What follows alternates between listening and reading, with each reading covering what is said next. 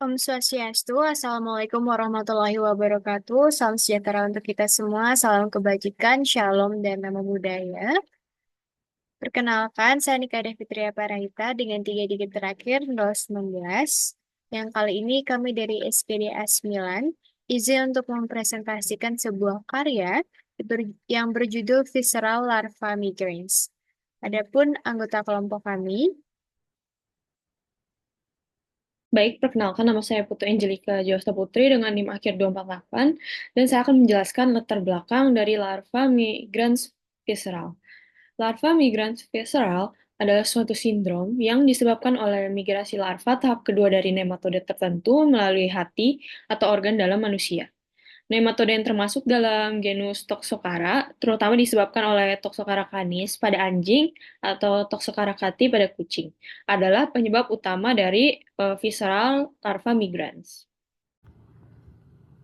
Selanjutnya, toksokariasis paling banyak mempengaruhi anak-anak usia 2-7 tahun, terutama di lingkungan terkontaminasi seperti taman dan kotak pasir. Infeksi toksora berkisar 3-79%, dengan rata-rata 30% pada anak-anak, dengan prevalensi lebih di Asia, di mana terdapat 247 kasus visceral larva migrans secara global, dan kontaminasinya dengan melalui tanah. Tingginya angka kasus dan kurangnya kesadaran memerlukan perhatian lebih terhadap toksokariasis sebagai masalah kesehatan masyarakat, serta peningkatan edukasi dan penelitian untuk melindungi kelompok yang rentan.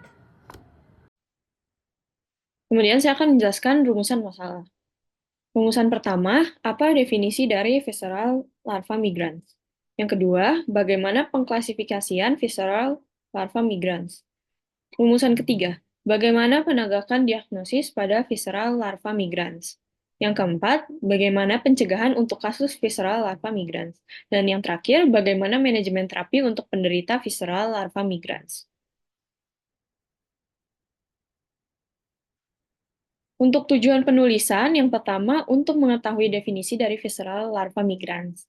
Lalu, untuk mengetahui klasifikasi dari visceral larva migrans. Kemudian, untuk mengetahui penegakan diagnosis visceral larva migrans. Yang keempat, untuk mengetahui pencegahan kasus visceral larva migrans. Dan yang terakhir, untuk mengetahui manajemen terapi pada penderita visceral larva migrans. Selanjutnya, manfaat penulisan. Pertama, mahasiswa dapat mengetahui definisi dari visceral larva migrans. Kedua, mahasiswa dapat mengetahui penegakan diagnosis visceral larva migrans. Ketiga, mahasiswa dapat mengetahui manajemen terapi pada pasien visceral larva migrans. Yang keempat, mahasiswa dapat mengetahui klasifikasi visceral larva migrans. Dan yang kelima, mahasiswa dapat mengetahui pencegahan kasus dari visceral larva migrans. Visceral larva membran didefinisikan sebagai infeksi manusia akibat larva cacing gelang non-parasit alami, terutama Toxocara canis dan Toxocara cati, serta Aschartes suum. Kelompok rentan terdapat pada anak-anak kecil, terutama yang terpapar area bermain atau kotak pasir yang terkontaminasi tinja atau urin hewan. Prevalensinya secara umum paling tinggi di negara berkembang dan pada strata sosial ekonomi rendah di negara maju. Gejalanya sebagian besar bersifat asimptomatik tapi bisa menyebabkan demam, nyeri otot, batuk, penurunan berat badan, ruam, hepatosplenomegaly, dan hipereosinofilia. Komplikasinya dapat menyerang hati, paru-paru, otot jantung, atau sistem saraf pusat yang menyebabkan meningitis eosinofilik, epilepsi, hingga kematian jika komplikasi parah. Baik, saya izin untuk melanjutkan ke bagian etiologi. Sebelumnya, perkenalkan nama saya Lohmade Viviana Tresna Putri dengan 3 digit NIM terakhir 222. Jadi, seperti yang telah dijelaskan oleh teman saya, visceral larva migrain ini merupakan suatu kondisi inflamasi yang melibatkan jaringan tubuh. Kemudian organ-organ visceral yang dapat terpengaruh itu seperti paru-paru, hati, sistem saraf pusat, dan juga mata. Kenapa manusia ini bisa terinfeksi oleh penyakit ini? Jadi inang definitif alami dari cacing toxocara ini tuh adalah anjing dan kucing. Kemudian cacing-cacing ini akan menjajah saluran usus dan mengeluarkan telur toxocara ini melalui kotoran ke lingkungan. Kemudian penularannya itu dapat melalui kontaminasi lingkungan yang kemudian menyebarkan infeksi ke manusia. Manusia ini terinfeksi melalui konsumsi telur berembrio atau larva yang ada di tanah atau makanan yang terkontaminasi. Setelah manusia menelan telur yang telah berembrio ini, larvanya akan menetas di usus kecil, yang kemudian larva-larva ini akan menembus dinding usus, yang kemudian dia akan mendapatkan akses ke sirkulasi dan bermigrasi ke seluruh tubuh yang mengarah ke respon inflamasi yang ditandai dengan berbagai gejala klinis, itu tergantung pada organ yang terlibat.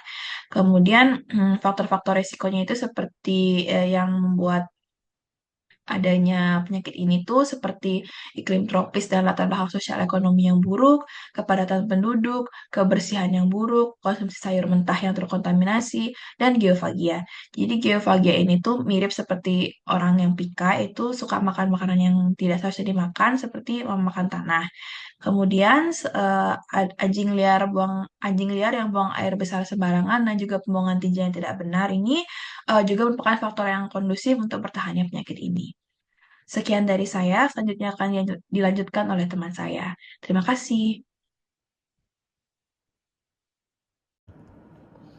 Baik, terima kasih atas kesempatannya. Sebelumnya, perkenalkan, nama saya Nyoman Ngurah Bagus Kurniarta Atmaja dengan 3 digit yang terakhir 095. Baik, sekarang saya akan menjelaskan mengenai klasifikasi dari visceral larva migrans. Sebelum saya menjelaskan hal tersebut, saya akan menjelaskan mengenai gambaran umumnya, yaitu mengenai larva migrans itu sendiri. Jadi, larva migrans dapat diklasifikasi menjadi dua, yaitu cutaneous larva migrans dan visceral larva migrans.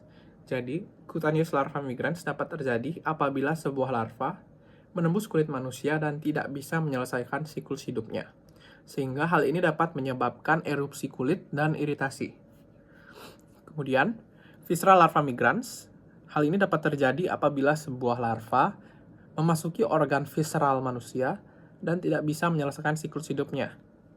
Dan hal-hal yang paling sering menyebabkan terjadinya hal ini yaitu larva dari nematoda khusus, metacercaria dari trematoda khusus, dan plerocercoid dari beberapa cestoda khusus, seperti Toxocara canis, Toxocara cati, dan Gnatostoma.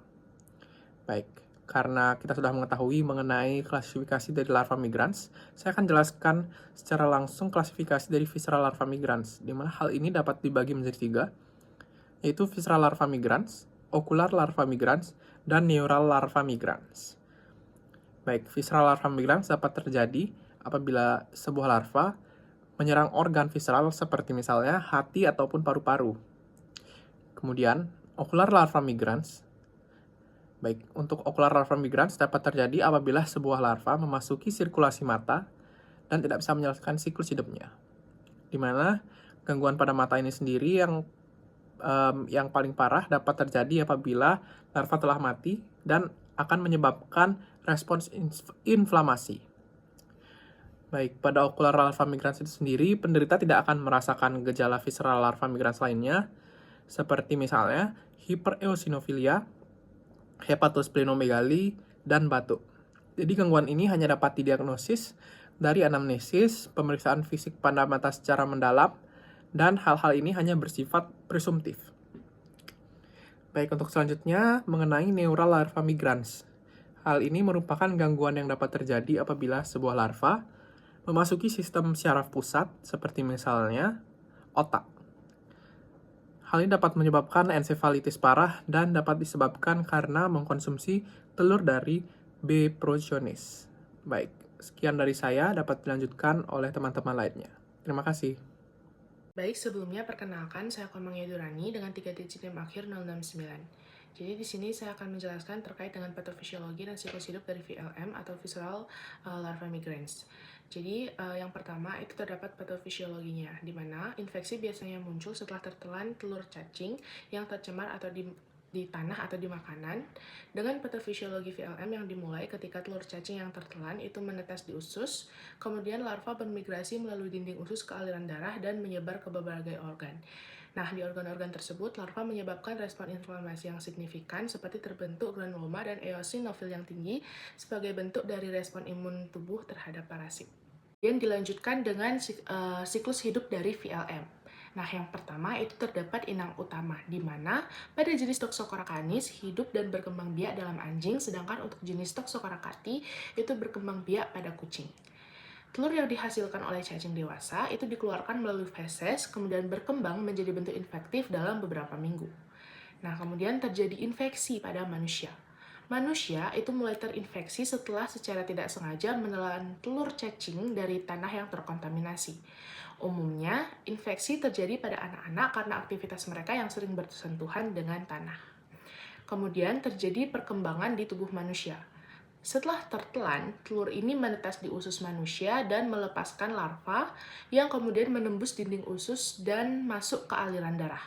Larva ini kemudian bermigrasi ke berbagai sistem organ seperti hepar, pulmo, cerebrum, mata, dan jaringan lainnya.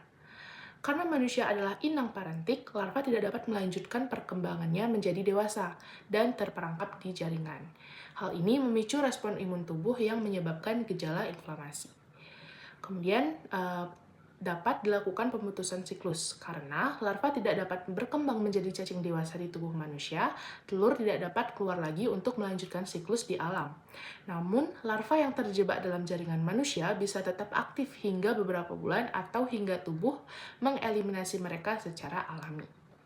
Baik, saya akan membahas mengenai bagaimana cara untuk mendiagnosis visceral larva migrans.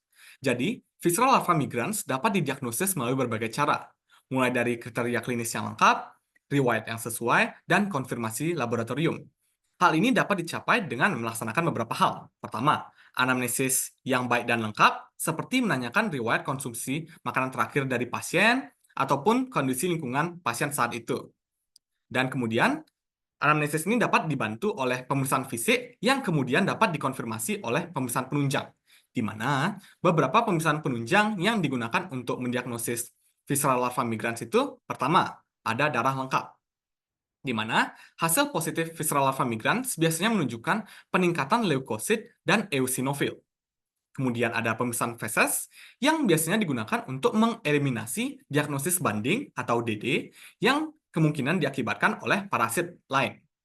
Kemudian ada pemeriksaan ELISA, di mana pemeriksaan serologi ini merupakan tes yang paling sering digunakan untuk membantu diagnosis visceral larva migran. Setelah itu, ada juga pemeriksaan MRI, di mana ini dapat digunakan untuk mendeteksi beberapa lesi otak yang diakibatkan oleh visceral larva migran. Setelah itu, ada pemeriksaan radiografi, di mana pemeriksaan ini dapat mendeteksi infiltrasi dari visceral larva migrans pada paru-paru pasien. Kemudian ada juga pemeriksaan biopsi hati, di mana dalam kasus tertentu dapat membantu, tapi pada umumnya itu tidak terlalu efektif dalam mendeteksi visceral larva migrans ataupun mendiagnosisnya. Kemudian ada CT scan dan ultrasonografi, di mana dalam kasus anak, pemeriksaan ini dapat digunakan untuk mendeteksi pola parenkim hati abnormal yang disebabkan oleh visceral larva migrans. Dan baik, itu sekian dari saya. Berikutnya akan dilanjutkan oleh rekan saya. Baik, perkenalkan nama saya Niketuti Minamiastuti dengan 3 digit akhir 043. Di sini saya akan menjelaskan terkait dengan differential diagnosis dari visceral larva migran. Jadi, visceral larva migran ini memiliki banyak gejala, beberapa gejala yang serupa dengan penyakit lain. Jadi, ada pun beberapa diagnosis banding dari VLM ini atau visceral larva migran ini, yaitu yang pertama ada limfoma. Jadi pada VLM ini pembesaran hati dan limfa sering terjadi, yang juga merupakan gejala umum pada limfoma.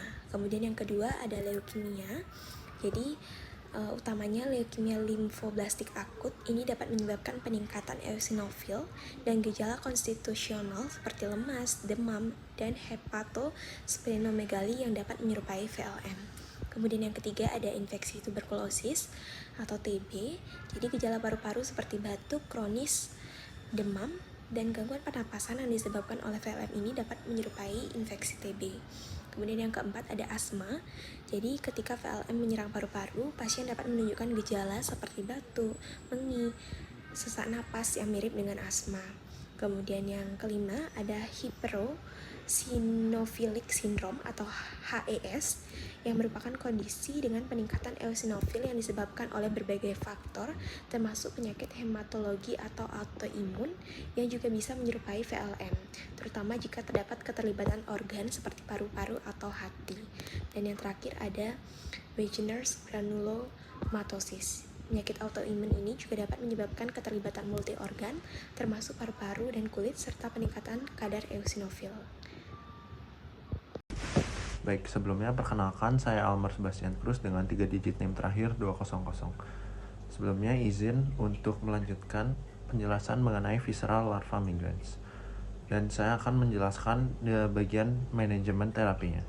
Jadi untuk pengobatan utamanya di visceral larva migrans itu yang pertama ada obat albendazole yang dikonsumsi 10 sampai 15 mg per kilogram berat badan selama 4 minggu. Lalu ada ivermectin yang dikonsumsi dengan dosis 200 mikrogram per kilogram berat badan dengan dosis tunggal. Dan perawatan pendukung mencakup kebersihan, pemantauan eosinofil, dan pencitraan untuk menilai keterlibatan organ. Dan komplikasi serius terjadi jika larva mencapai mata atau otak dan memerlukan pengobatan yang agresif dengan antiparasit dan kortikosteroid. Mungkin sekian yang dapat saya sampaikan dan jelaskan. Selanjutnya akan dilanjutkan oleh rekan saya. Terima kasih. Baik, perkenalkan saya Laura Anissa Bilkis dengan 3 digit NIM terakhir 196. Izin untuk melanjutkan presentasi pada bagian pencegahan visceral larva migrans atau FLM. Jadi langkah pertama dalam pencegahan FLM adalah pemberian obat cacing secara rutin atau deworming pada hewan peliharaan, khususnya pada anjing dan kucing. Pada hewan peliharaan, terutama anak anjing di bawah usia 6 minggu, perlu dilakukan pemberian obat cacing karena toksokara dapat memproduksi telur dalam jumlah besar. Oleh karena itu, deworming rutin sangat penting untuk mengurangi kontaminasi lingkungan. Selain itu, kebersihan lingkungan juga perlu dijaga, seperti memastikan hewan peliharaan tidak buang air besar di tempat umum seperti taman atau area bermain anak, dan kotoran dibuang secara segera. Tanah yang tercemar oleh feses hewan terinfeksi dapat menjadi sumber utama penyebaran telur parasit toksokara.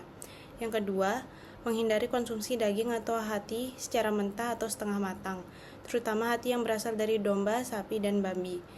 Dapat membantu mencegah paparan telur toksokara yang mungkin ada pada produk daging yang terkontaminasi. Selanjutnya, yang ketiga, diperlukan adanya upaya peningkatan kesadaran masyarakat mengenai risiko infeksi melalui seperti kampanye pendidikan ataupun sosialisasi tentang pentingnya mencuci tangan setelah kontak dengan hewan ataupun tanah.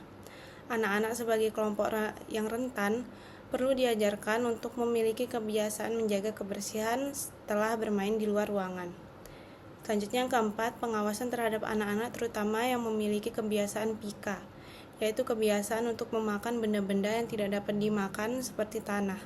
Sangat penting karena perilaku ini meningkatkan resiko infeksi telur parasit toksokara, penyebab visceral larva migrans atau FLM. Anak-anak yang mengonsumsi tanah yang terkontaminasi oleh telur cacing dari feses anjing atau kucing yang sangat rentan terhadap infeksi. Dengan mengawasi kebiasaan ini dan memastikan anak-anak hanya bermain di area yang bebas dari kontaminasi, resiko penularan FLM dapat dikurangi secara signifikan. Terima kasih. Selanjutnya akan dilanjutkan oleh teman saya. Baik, perkenalkan nama saya Kiesha Abigail Thelma Siregar dengan 3 digit NIM terakhir 177. Izin menyimpulkan dari pembahasan yang sebelumnya teman-teman saya telah bahas, di mana visceral larva migrans atau VLM adalah infeksi parasit yang disebabkan oleh larva cacing Toxocara canis, Toxocara cati, dan Ascarisum yang sering menyerang anak-anak akibat paparan tanah atau makanan yang terkontaminasi feses hewan. Pada manusia, larva bermigrasi melalui darah dan menginfeksi organ seperti hati, paru-paru, serta sistem saraf pusat, namun tidak menyelesaikan siklus hidupnya.